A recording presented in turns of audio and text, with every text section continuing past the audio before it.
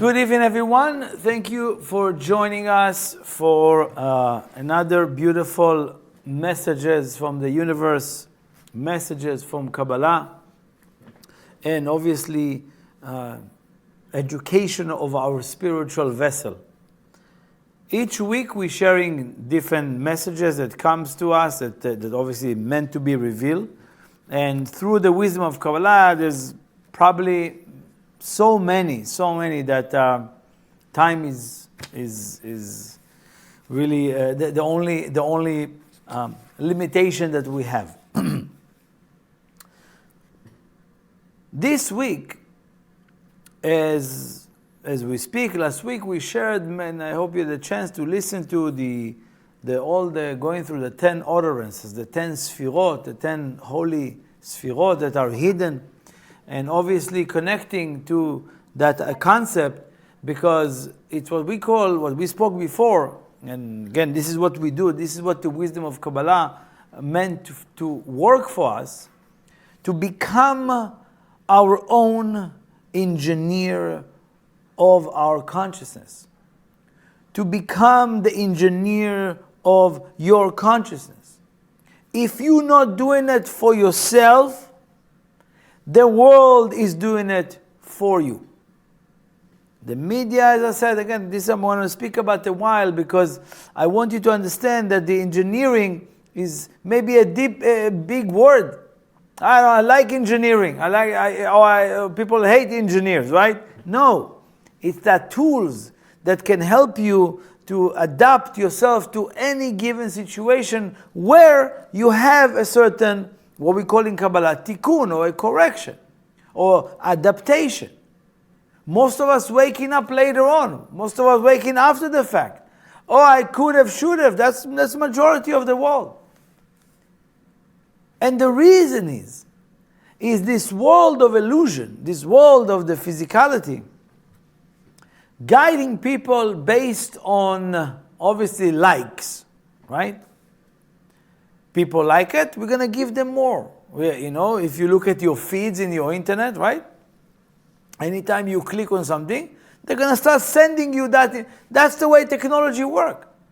The same thing for you. If you engineered your consciousness, if you want to see, what am I here to do? What is my correction? What is my purpose in this situation? And you really focus on that, they're going to start sending you feeds, spiritual information, to know what you're doing here, what you need to do there. This week, it's called Mishpatim. Ve'ele Mishpatim, these are the judges, these are the laws. We know that obviously the entire world reading one thing, but if you don't open Kabbalah, if you don't open the Zohar or any books of Kabbalah, you would think that there is a God who gave us what it means, punishment and reward. This is the portion, by the way. If you do this, mot yumat, you will die. If you steal, you'll die. If you do this, you'll die. Everything you can read this week. This is where everybody don't understand what Torah is all about.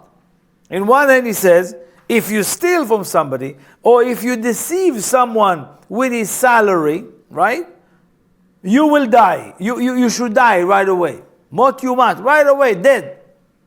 Can you imagine? And then people looking outside says, what do you mean my boss didn't pay me my bonus? Why is he still alive? And then they think, oh, it's fake. All this God nonsense, And then they drop it because of this. It's not like that. If you open Kabbalah, if you open the books, if you're learning that, you realize there's nothing to do with this. Nothing. First of all, what is explained to you in this portion, in many judgments, and these the 3 cities that they open to send the person who hurt someone. What if you mistakenly did something? What if you kill something with purpose? What is it? These are this week. And these rules are very much very dry and very cruel, I would say, And majority of them not really happening the same way it's written. So what is the secret that is available this week? It speaks about, and only speaks about, reincarnation. The whole book of the whole portion of this week is about reincarnation. It's called Dinei Gilgulim, the reason you get incarnated or reincarnated again and again and again. Of course, there's rules for reincarnations. Is for the sake of correcting or adapting, adjusting level within you that you left open. Left open. This week as well, and it's called Dinei Gilgulim Dinei Mamonot, and the judgment over money. If you borrow money, or if you loan some money, if you stole money, if you deceive someone for money, all of that is direct interaction with reincarnation. Money, the way you handle it, the way you treat it, where you receive it, how you give it, right? How you operate with money. It really says a lot about your reincarnation. Where you came from, and if you're doing the work in this world. You can, again, I don't have so much time to get into it, and there's so many levels, but you know how you're handling money. You know how money trigger you. You know when money is not coming right away, or the investor didn't give me the investment right away, or the delay of the wire transfer comes. What happened? What's happening to me? How reactive I become? It's all reincarnation. Money, reincarnation. That's what the Baal Shem Tov explained. It's the same thing together. Now, we spoke about it years and years in past. But what do I want to receive in this week? What do I want to connect this week as well? If you learn that we always looking into how the wording, right? The words are a code. It's not, the way you see the words appear on the parchment. The way it starts, and we're going to get some information of how to understand our reincarnation as much as we can. But it starts, ve'ele hamishpatim. These are the judgments, or these are the laws. And he says that those laws speaks about judgments. Dinim is judgment. What is judgment? Is there a God who's sitting there and judging me when I'm not behaving nice, and judging me when I treat somebody, when I pay less to somebody? There's a God who judging me like that? Of course not. It's all reality of cause and effect. This is this world, the world of cause and effect. Judgment means when you live your life in a very limited, fragmented way, it's called judgment. You are a vessel of light, you are a being of light, and you behave just as a body, or you take or you possess, the way of the body. You're creating life without continuity, and that's against the rules of who we are as human beings. We came here to maintain, to create, to continue way more than us and on. People call it legacy. People call it, I want to leave a legacy behind. What does it mean? Continuity. Somebody want to leave a book, somebody want to leave houses, somebody want to leave a company, whatever it is that they call it. Continuity is in every breath you take. It's not just the big things in life.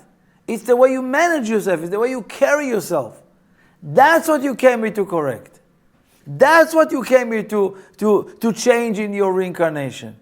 What you've done, everything in the previous lifetime, in a very limited, fragmented, me, nothing for others, come back and fix it. And in every area of your life, you need to think about where there is continuity there. Where there is hemshechiyut, where the light is continuing way more than me. For example, you're learning a lesson right now, right? What am I doing? I'm continuing the messages I learned all these years, right? So today, the Kabbalists share with me a secret. I cannot take it for me and say, oh, wow, what a secret I revealed. No. Baal Shem Tov revealed it to me so I can share it with you. Continuity. You are in charge of continuing that message to somebody else. You can do it in your own language, there's no problem. Or in your own words, it's not a problem. But make sure that everything about us, there is an energy of continuity. Yeah, please think about it as many times as you can. I'm telling you, with this word, I just gave you the word. Avoid fragmentation.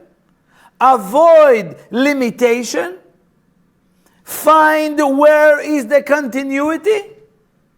You're already in a state of, what are you doing? What I said in the beginning, you engineered your consciousness, and now your consciousness will look for what is the reincarnation I'm fixing right now. Technically, every day or every week, every situation, you can technically avoid or remove a whole lifetime. A whole lifetime. Let's say a lifetime that you were stingy, and today somebody come and ask you $1 and you didn't want to give. Right? It's as if, okay, you didn't want to, okay, it's going to go to another recycle, and it's going to happen next week. They're going to give you an opportunity, or in a month from now. What are you going to do then?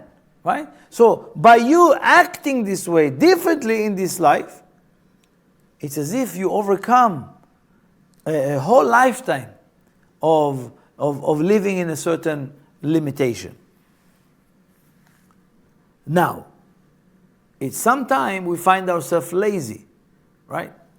I'm not working on myself. I'm not increasing the discomfort. I'm not increasing the questions. I'm just sitting there accepting, just easy to go with the flow, or, checking where it goes. If a person not doing the correction, the tikkun, what did we learn? Mot yumat. He's connected to death. What is death? Death is finite. Death is limitation, fragmentation. That's why all of us in Kabbalah, know, and I hope if you study here enough, our goal as community, as group of people, is to eliminate death, pain, and suffering. Immortality.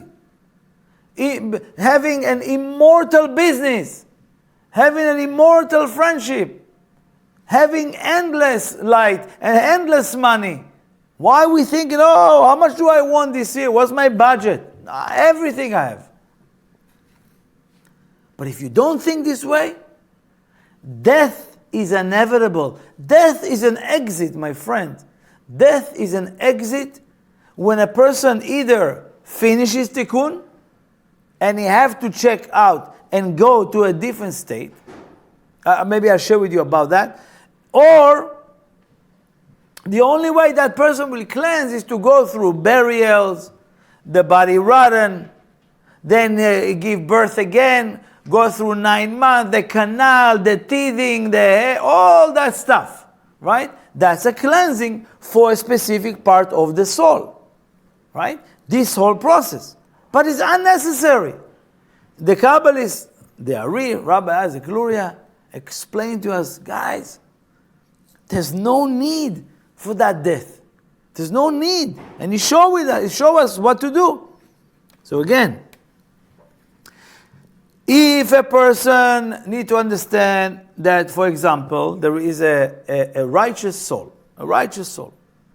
that finish all the correction, all the tikkun, but remain one individual aspect to correct. That aspect, the entire righteous soul, doesn't come down to this world.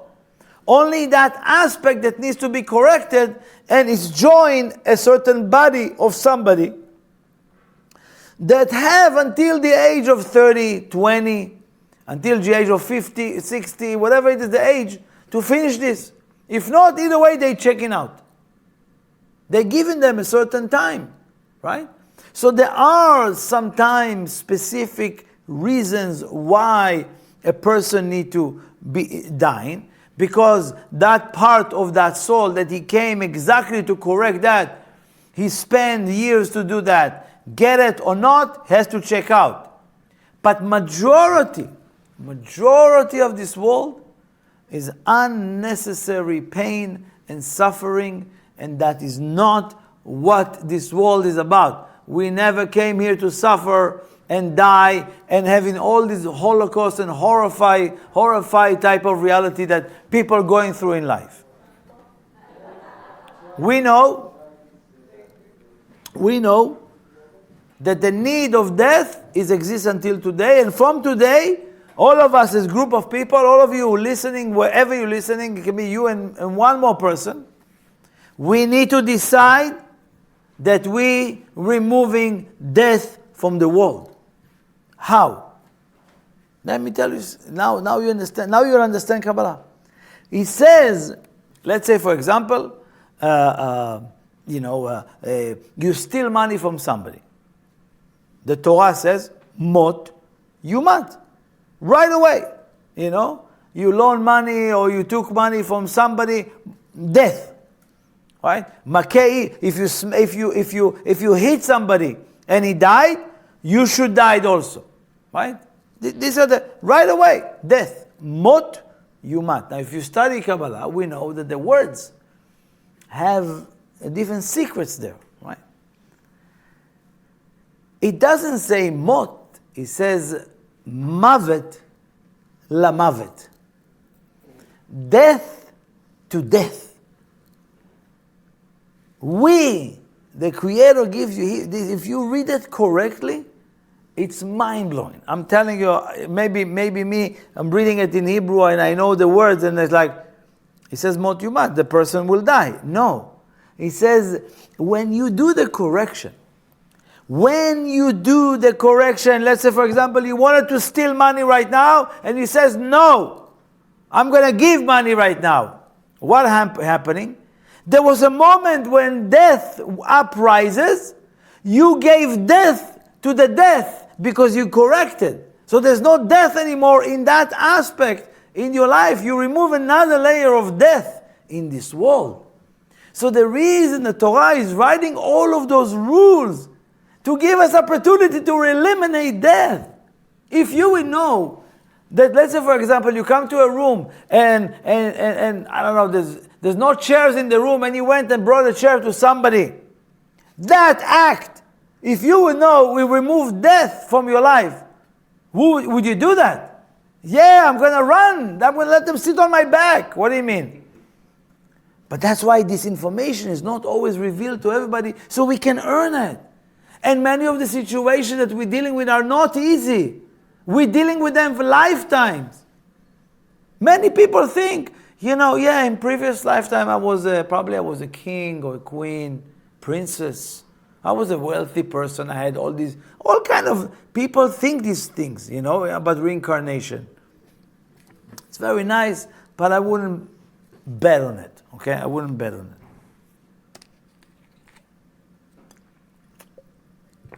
So the first thing is we came here again to this reincarnation, and it's evident, and it's all what the Kabbalah says in our generation right now, 2,000 years after the time of Rabbi Shimon, or around the time where Jesus was revealed and left and started. This is 2,000 years later. They say now it has to be expanded. It has to be revealed. The light of immortality was revealed already. Now, physically, we're going to start seeing progression in these terms. But we need many people, a critical mass of us to decide no more death in this world. If you don't decide, it's just a nice idea, Benjamin. I don't know what you're talking about, but it's very nice. Very nice. Wow, noble. No, if you study this wisdom, that's what they talk about. So, obviously, it's not just a little bit light. has to be complete elimination of death. Death is limitation, it is fragmentation, and there's no continuity in this way. So then, if I understand that every day I'm standing in front of a whole reincarnation, opportunity to correct a reincarnation. By the way, whether you believe in it or not, it's not really matter, by the way, because it's not about the belief, it's about a system of cause and effect. It's like when I have a phone, you know, and I'm changing from iPhone this to iPhone that, I don't change the number, I just do a transfer in a new phone. So now everything moves, the contacts, even the setting go the same way to make you comfortable, knowing that it's like smoothless or seamless transaction. Yes, that's how it goes. Now the key, now the secret. The Ari says something that is incredibly, at least encouraging for those of us who want to do this work of removal of death. Why? Because you're not supposed to, you don't need to die in order to make a correction. But that is inevitable as in the effect if you're not doing the work. Which is it's a very healthy way of doing it. Kabbalistically, it's a beautiful process that helps cleanses. But what is he saying? He's saying you need to go through reincarnation while you're alive. While you're still alive. Gilgul betoch Gilgul, which is reincarnation within the reincarnation. Now, people doing it in life. If you look at yourself, you know, I have many friends that went through different cycles of life, right? They are complete reborn or reinvent themselves, right? You find that people like, or even yourself, you know, you're not the same person or not the same behavior or patterns of 10 years ago. You invent yourself. Or the look, or even what you're busy with, or your career. Yes, that's also something. But we're talking about things that you need to overcome, that you can't find a way out of them. We're talking about reincarnation that you're carrying over and over. For example, I always share this, the Ari shared that. If a person come because they murder someone 700 years ago, right? Murder? Yeah. Back then, it wasn't like today, you know. You go right and left, somebody take your land, somebody come and, yeah, you kill, you slaughter someone, you have a knife, you have a sword with a few thousand years ago, and you go and that's how you do it. There's no communication, there's no cell phone and or whatever to communicate, or text message, right? You come, you burn their house, you take their property, and therefore, right? That's how they used to do it. It's very different, just taken globally. So, let's say somebody murders somebody, right? Or killed, or whatever it is. Come back to this world. What do you think gonna happen in reincarnation? So now that person ever desired to go and be criminal and kill and murder someone? No. That's what we don't understand.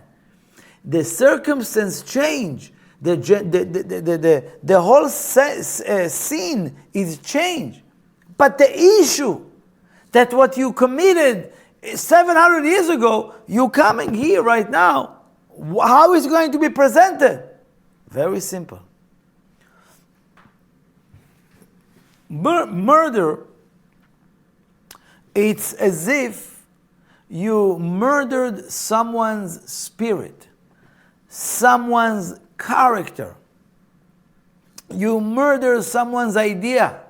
You embarrass somebody for the wrong reason, right? That is a partially of murdering, causing someone to feel as even 1/60th of that. That means you didn't do any correction. That's what it means. So you came here and you had an opportunity to put someone down, to slaughter someone's spirit or ideas, right? Wait. Why should I do that? Because I deserve it? Because I'm gaining credit by others? No. Be very aware. You have a reincarnation to fix. And just by you overcoming that moment, you can eliminate years and years of struggle. You technically eliminate the reason why you need to die. So now slowly, when you do the correction, when you do the tikkun, you remove many reasons of why you should die because you're doing the correction. So now there's no reason. And you create an immortal being, immortal desire. I think it's just amazing. That process, it's not easy, but the Kabbalist Rabbi Isaac Luria says, you need to do it while you're alive. What do they call the process? Ibur. Ibur. So for example, if somebody struggles with a certain situation, there are specific souls, and we know many of them, that are here to assist us to come, is almost like impregnated within us, right? And ibur is like when you become pregnant, right? But it's the idea that that soul become joining you for the day, for the 2 days. An elevated soul who come to you and help you doing that correction, give you insight to the correction, and then it leaves. And then the next correction. And you have endless. Sometimes you can have maybe 200 souls come and helping you. It's endless, but you can use the tool. How do I activate that tool?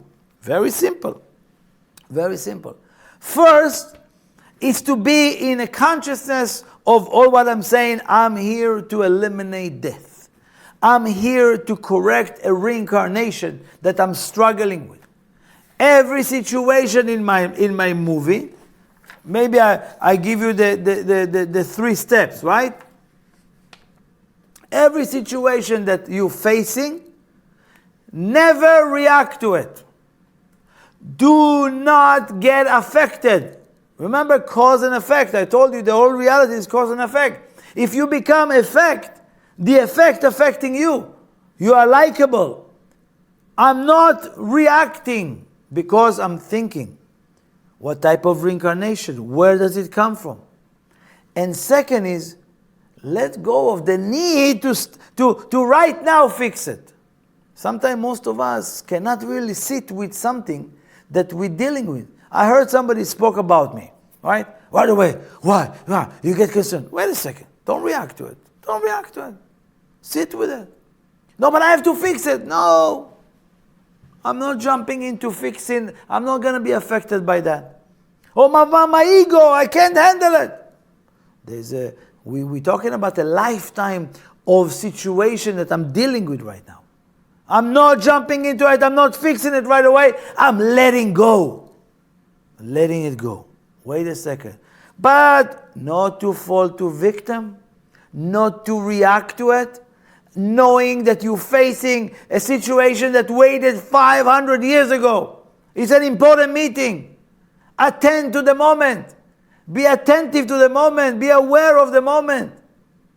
And therefore, I'm not responding to that. This is a very special moment. Then I devise myself a plan. And sometime, if I don't see, I will wait. And I will awaken a desire to see what is my correction over there. Why is it in my movie? And then I'm inviting souls to help me. Elevated souls. Like you can invite Avraham Avinu, you can invite Isaac, you can invite many souls that you related to that can help you overcome the situation.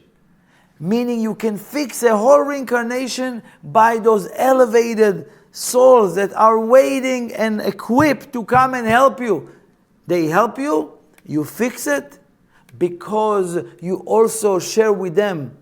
More the souls comes down to help you, more they get elevated. So, of course, it's the interest of the supernal world to help us. Because when we reveal immortality, all the other souls who didn't correct or missing a certain correction, elevated automatically. So it's an interest of that supernal, that system, the spiritual system. So that's what it means. It's almost like a boost. It's almost like an overcoming of negativity that you didn't know you can. That is what it feels like. Or all of a sudden you become like a huge giver, or huge secrets come out of your mouth. That is the idea over here. So again, there's many lessons there. There's many beautiful tools to use, but this is all about reincarnation situation, right? Second thing is, when you're not really working on your tikkun, on your internal structure, on engineer your consciousness, you become what we call Eved Ivri. Eved Ivri is called a man slave, human. You create from yourself a slave, human slave, right? Anybody, the history filled with story about slavery. Slavery exists right now, but this is not what we're talking about.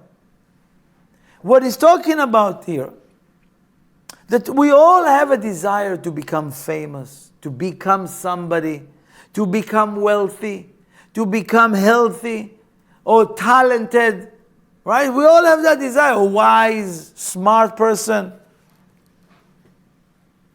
But chances are, any of these type of desires have within it some kind of slavery.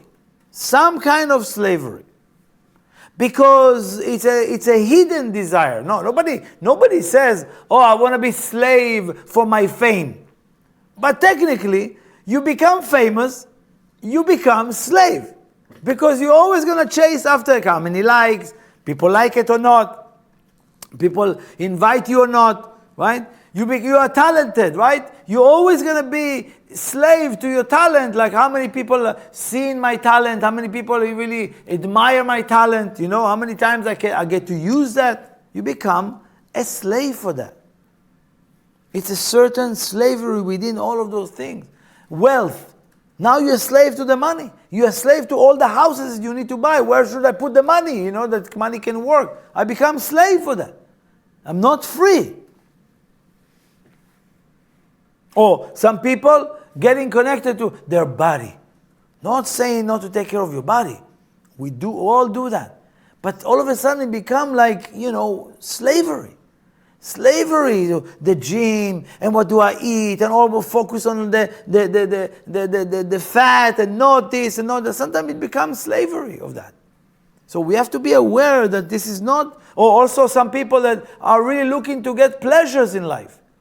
Now they become slave for those pleasures. Be aware that what is the Creator telling us, what your God is telling you, hey, you never came here to be a slave in this physical world. Nothing to do. You came to be a master, a master on everything. Not Eved, not slave. That's why the whole idea of slavery, nobody stays slave. Eventually, you see, in generations. So, what do we need to do in that idea?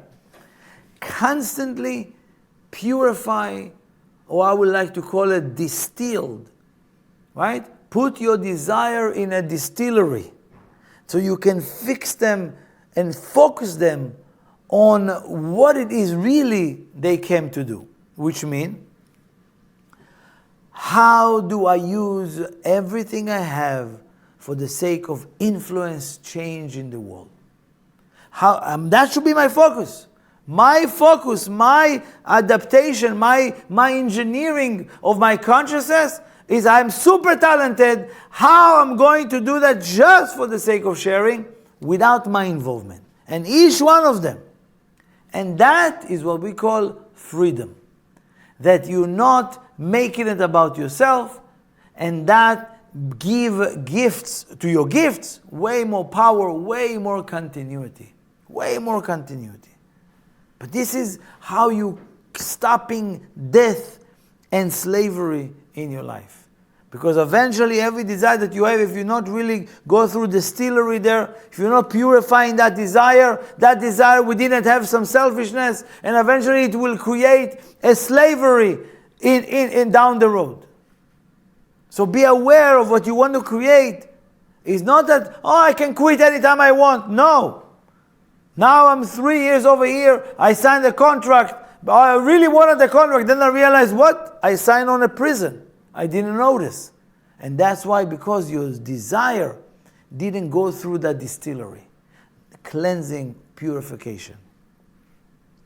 The last point I want to share it, I share it every year about this portion, because we all suffer from that type of, I like to call it disease, right?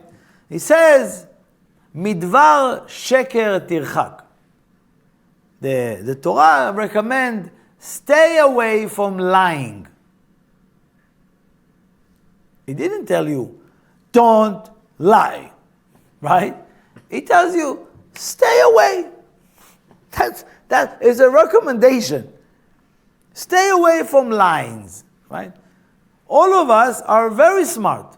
We stay away from liars. Yes. We just caught someone in lie. We stay away further away from them. But what about your lies? What about were you deceiving yourself and others, right? One of the things that Rav Ashlag, one of the geniuses of Kabbalists, he says, first of all, you need to understand that this world, Olam HaSheker, the world of lies, this world, this physical world, is a complete lie. No, it is not lie. This is a bottle, this is a cup. Yes, but it's really not a cup. It's sparks of light. It's not a chair, it's not a table, it's not a screen what you're watching here.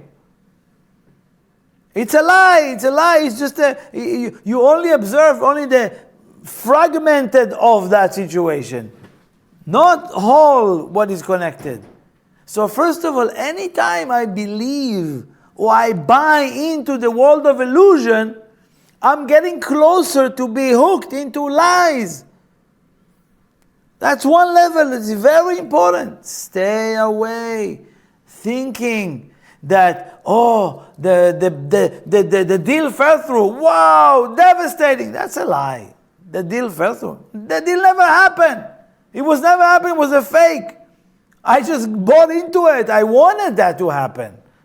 But wasn't the right deal. It wasn't the right structure. That client, that investor didn't give me the $10 million. There was never any $10 million. It was just my fake idea. And I got into it, bought into it, and I want to make it happen. That's not the right money for me. Of course not. But if you don't see it, you're falling into the lies of all the ideas of this world, of fame, or important people. Wait a second. If there's no light, continuity there, it's all lies. It's all lies. Second thing is, there's difficulty. When a person lies, the body, the physical body, think it's okay. Now listen, it's very, very beautiful lesson. Very beautiful lesson. If a person decides to lie, it tells the body it's okay to lie. The body take its own entity. And what end up happening is, if tomorrow somebody calls you and says, hey, you want to go on a hike, right? And you really want, but the body will tell you, no, stay home, just sleep in, And then you listen to the body, but the body lied to you, because the body said, okay, I don't want to do it. I don't want to do anything. The body doesn't want, the body is lazy, the body is grounded, the body is gravity. So the body start lying. And you follow into it. Now it's no longer you lying. It's you gave power to your body, and the body got used to the lies. And therefore, you want to go take a cold plunge? No, the body says, no. But your soul, it's good for me. No. The body says, no, not now. Hey, you want to go sleep early? The body says, no. I'm going to sleep later, right? It's all the body lying to us. So therefore, it's important to start staying away, because your body become a liar. So obviously there's so many layers over here, so many layers, but just wanted to tap that idea, this concept, and obviously there's many beautiful lessons. Maybe the last one is, he says, רק שבטו ייתן ורפו ירפא. If somebody need to get healed, you say, you have to go to a doctor. He says, is the doctor healing the person? No. Anytime you think that the doctor gave you the prescription or told you what to do and you healed, and you think it's the doctor, you cause yourself more health issues. Why? Because you didn't get it. The doctor received approval from the Creator to heal you. And you gave it to the doctor. Doctor, great doctor, don't get me wrong. But the Creator could heal me without any doctor, without any medication, without anything, right away. But give us the opportunity. Give a doctor the opportunity to heal, to do his correction. Give us the opportunity to give credit or to be connected strongly to the Creator. So everything is that doctor, I'm giving him permission to heal me. Now the Creator has to heal me. Okay, but always remember, refer it